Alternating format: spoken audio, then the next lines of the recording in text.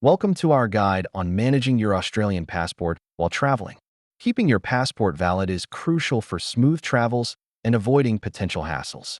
Before you embark on your journey, always check your passport's expiration date. Different countries have varying requirements, and it's vital to understand them. If you discover that your passport has expired, the first step is to contact the nearest Australian embassy or consulate. Use your smartphone or ask locals for directions. Gather necessary documents for your emergency passport application.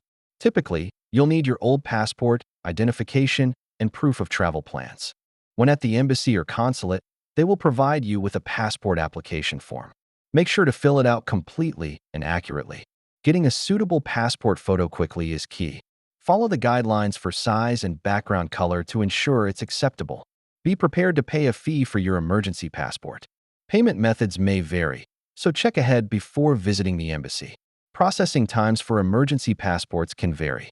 Ask the staff for an estimated time frame to know when you can expect your new passport.